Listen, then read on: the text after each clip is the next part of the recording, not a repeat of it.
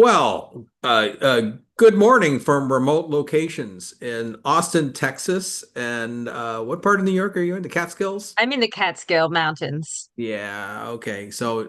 Today's dispatch with Holly is going to concentrate on very worldly topics, but we are in separate towns, so you could probably tell the difference in the audio and the video and all that kind of stuff. But anyway, so Holly, let's get right to it. You just visited Taiwan, and during your travels there, as you went around doing other interviews, you focused on the plight of one individual, woman you're calling Joy in your article, who is a laid off Yeah. U.S. Voice of America, USAID. Yeah, so I wasn't focused on her at all. That was not my intention. I was doing some other work for a book project and then some other geopolitical stuff. But Joy happened to be my fixer.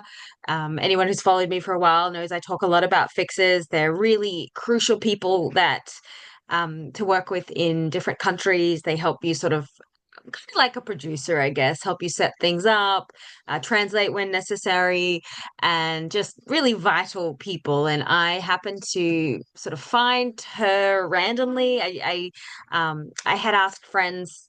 Usually these things happen through word of mouth, but in this case, I didn't really have any friends that had worked in Taiwan.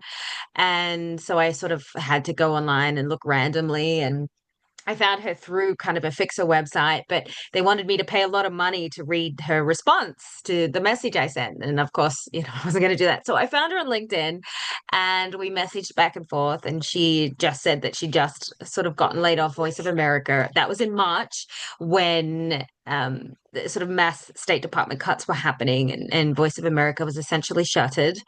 And so that in she it I mean it worked out great for me because then it meant that she would be available to work with me for my trip there at the beginning of June. And yeah, I mean we just, as it always is with fixers, became just good friends. And she'd happened to mention that that she was still owed a month of pay, and that there really wasn't anybody to reach. You couldn't, because everybody was gone, and any of the contacts that she'd sort of had were all gone. um and that there was no kind of sort of set recourse to get the money that she was owed. And I don't know specifically what that number was. I didn't ask, but it's not huge amounts of money. But for anybody to miss a month of salary when you are a single mom, I mean, that's challenging. And I found it very infuriating that we were so quick. I say we as in, the US government was so quick to just cull these programs. We didn't think to pay people or to give them an appropriate recourse of action to get whatever they're owed. We just overnight cut it. And to me, that really, I found it very infuriating. um, the chaos, the disorganization, the not thinking about other people. And this is the unfortunate part of a lot of what happened with these cuts across the board, is that they were not done in some form of a structured manner, or that gave people a way, to make sure at least the debt was settled up. And to me, that just, it's not who America is. And I found that very upsetting. And I wanted to quickly write about it because I wanted people to see that um, these things do have real life consequences. And as Americans, I found it very shameful. Mm, well, yeah, because normally when you do a massive layoff like that, you're supposed to have a plan in place for uh, clearing out residuals and all that kind of stuff. But it sounds in this case they laid off probably people well above her in pay grade, and too many things started to slip through the crack. Um, Technically, that would be because all that stuff went over to State Department. That would be Rubio's problem to solve at this point, right? It is, but do they actually care about these people in foreign countries? Do they care about the debt they owed? That's insignificant to a lot of people. And I would hope I'm going to give Rubio and other people the benefit of the doubt, but at the end of the day, I don't have a huge amount of faith that they actually care that much. Oh, okay. Well, I mean, it could also be an oversight. I mean, I'm a benefit of the doubt kind of person until proven otherwise. But I think you're right to point out that there's undone business Yeah. that remains probably all over the world where, because this is a massive organization that just basically got shuttered overnight, including the managers, senior managers, personnel people, all that kind of stuff. They all just kind of, the whole infrastructure just kind of disappeared. Yeah. Um, And I think, and that was the case, with the aid money and things, was that the manner in which this is done doesn't give people a recourse.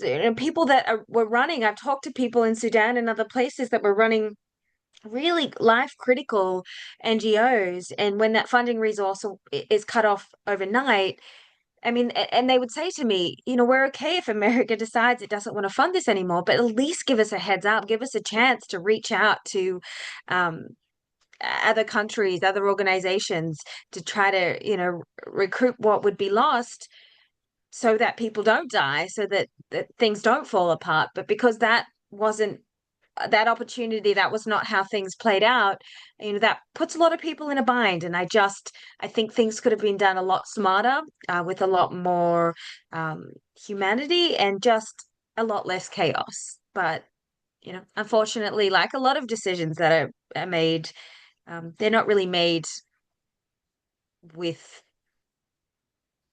heart in mind. we're consequence effects are not our strong suit. Yeah, we tend not to pay much attention to those things until after the fact. So we are a crisis response culture, not an anticipatory culture, and that shows up in all kinds of things that we do. So it's very American, and unfortunately not. Um, Hopefully, the fact that you're bringing this up will cause people to take a look at it and get the proper resources involved in fixing the oversight that seems to naturally happen when these kinds of things occur. Um, I hope so. I hope, yeah. people are not asking for their jobs back. They just want to be owed what the work they've already done. Yep. No, no, and good of you to. I mean, when I say you focused on this person, I know that wasn't the main objective of your trip, but the fact that you saw something there that needed to be mentioned and took the time to mention it, good on you. Yeah. Um, And for people interested, in more sort of Taiwan, there will be some articles coming out in the Substack in upcoming weeks. So stay okay. tuned for that, and we will have more discussions about that as they come out too. Yes, we will. I'm looking forward to those as well. Let's move to, so you wrote another article which had a laundry list of issues that women continue to face around the world. And again, it's another one of those one of those things. The Holly specialty of vignetting all the things that people seem to just kind of forget to pay attention to or deliberately look away from. So go over those points that you highlighted in that article because I think it's important for people to hear that these things haven't gone away. Yeah, I think there's a lot of work, a lot of money, a lot of political focus on progress for girls and women around the world, and certainly that is the case in many situations. But when you really kind of dig down into the numbers, there's just such a long way to go, and it's so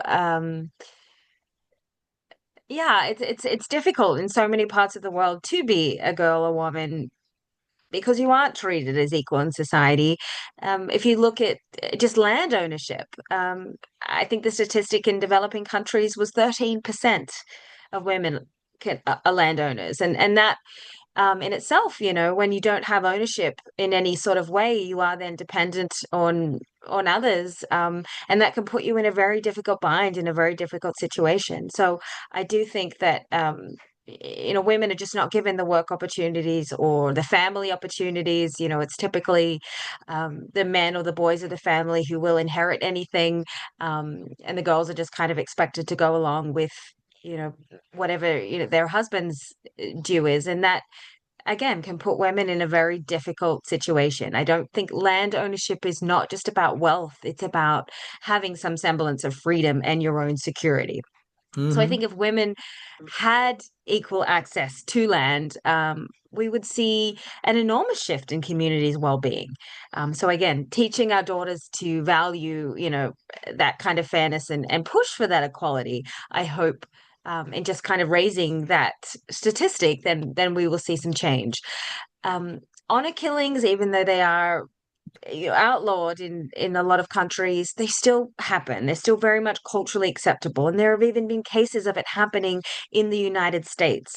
But we won't often hear about it because it will be framed as sort of domestic violence or some form of internal family murder, when it's not just sort of a run-of-the-mill family dispute.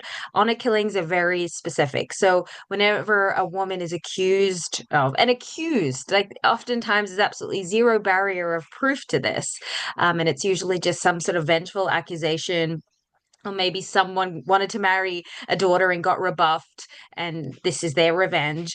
Is to then accuse a woman of having some kind of extramarital relations outside of marriage. So, and again, there's about zero proof.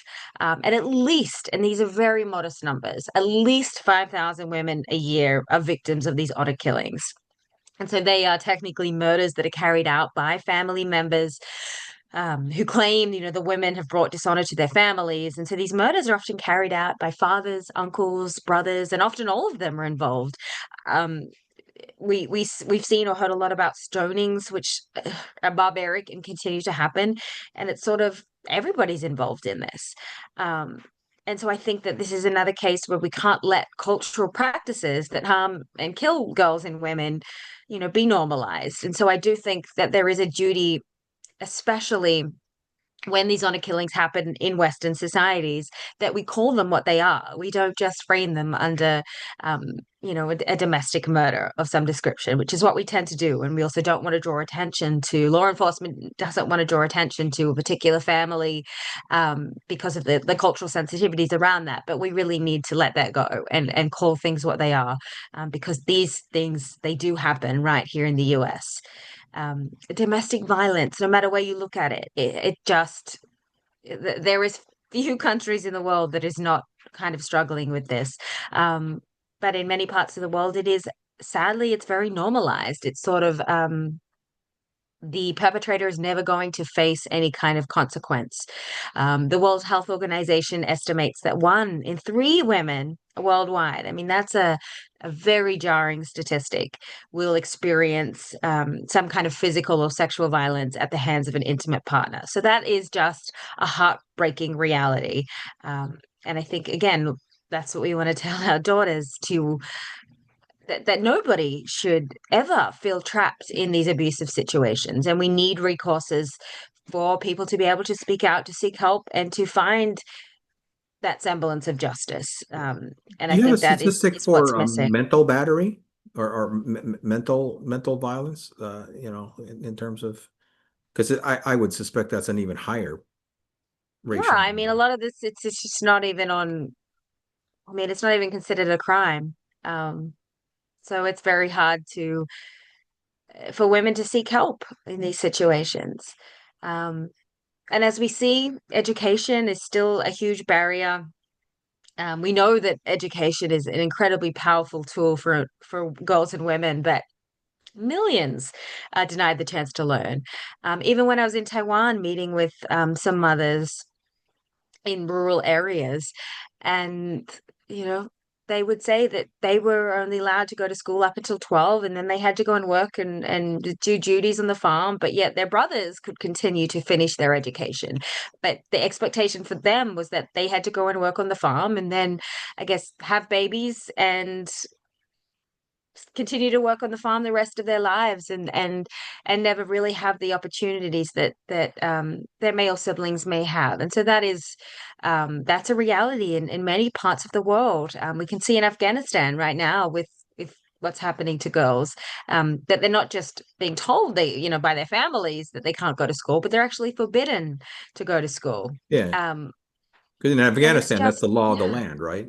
And it's yeah, it's insane, and it's not Islamic law. Um, People are very well educated in other Islamic countries, Saudi Arabia, Iran, um, anywhere in the Gulf. It's very much a sort of a cultural, um, Pashtun cultural dominant sort of way that they see that there's no need to educate women, that women need to be at home again in the basements having babies. Um, and that's been a really dark turn for Afghanistan, because obviously, with the the US occupation, things changed a lot. For more city women, I would argue that in rural areas of the country, they weren't necessarily going to school, and maybe nothing will change there. But I think for a good portion of people living in Kabul, or in Herat, or any of these other, a little bit more urban places, um, to sort of have that opportunity taken away like that is really just heartbreaking. And I don't see that changing anytime soon. And that just puts Afghans in a very, very difficult situation. Um, and these are, again, people that have had a taste of something more. And what the Taliban is doing is just, it's just, and they're doing it without recourse. There isn't really anything anyone can do to force them otherwise. Hmm. And that's the hard bit, is that girls don't have, there's no recourse for them. And so I just think it's important that we don't lose sight of that. And that's something that stays in the spotlight. Hmm. Um, Again, earnings and income quality, and that women are often, in many parts of the world, basically earning nothing. But even that's an issue in the US.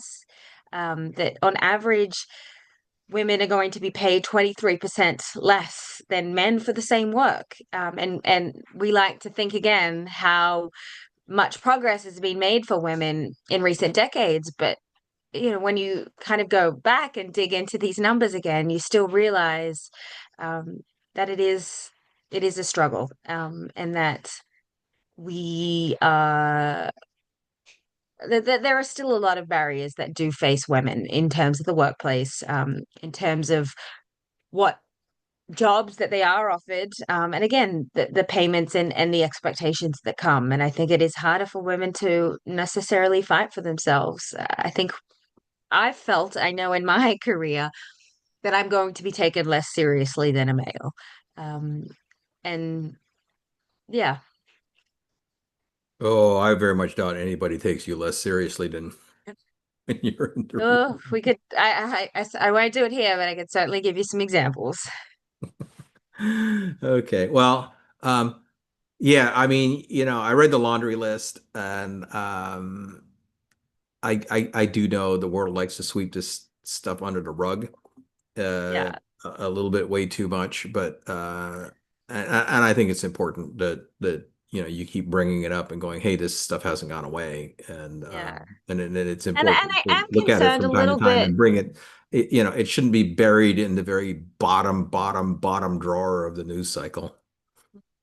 I am concerned about, I guess, sort of this mentality shift that I see happening, particularly among conservatives in the US right now, where there's this sort of push for women to be at home. Um, and that's why you don't see, the president offering, there's been sort of talks about, trying to boost the fertility rate. But what would really boost the fertility rate is free courses for childcare. Childcare in all 50 states is more expensive than rent. And, but we're not seeing any offers for childcare, even though I think that would be a huge incentive, for families to be able to have more children. It's very difficult for people these days to survive off one income. Um, and while I think if you can, and you want to spend, that time, that critical time at home with your kids, that's a beautiful thing to do, and you should absolutely do that. But most of us don't have that sort of luxury. I mean, I've been Raven will be 2 in September, and I've been working full time and had her at home with me as the sole carer as well. Um, because the cost of childcare was just an exorbitant, and that was a decision that Ryan and I made, that that wasn't something that we could afford to do at this point. And yet, I just think that would be a huge barrier. But in any case, there's this sort of behind the scenes push where women should be at home, um, and that's why we're not seeing that. And that's a huge step backwards to me, because yes, there are just practical reasons why women want to work, or need to work, but also that women want to work. It's very hard to just step out of the workforce for a number of years and then try to step back, and then again, that's where you're not going to receive the same salary, or even kind of get the same jobs. And that is a big barrier for people that are wanting to have families or expand their families facing. And I just think that we could be doing a lot more on that front, but we're choosing not to. And there's this sort of push for an old-fashioned view, and that's just not going to work. Women are not going to go back to 1955. So let's just be real here. Okay. Well, um, uh, I kind of like that. So you covered both third world problems and first world problems, talking about Yeah, and all as far as problems are women are concerned. problems. Yeah, all problems are problems. That's why I say to people, and people say, "Oh, I'm sure you don't want to hear this first world problem," especially if I've just got back from a place. And I say, absolutely not. I mean, first world problems are still problems, and problems, no matter where you are in the world, we're looking for answers and solutions. So I think that, yeah, I'll always have an ear. There you go. Well, passionate as always, Holly, and so anybody that listens to this particular one is certainly not gonna leave watching this video and go like, Holly doesn't have energy. You certainly you continuously prove that you do. So thank you so much for that, and we'll talk to you again soon. Thank you.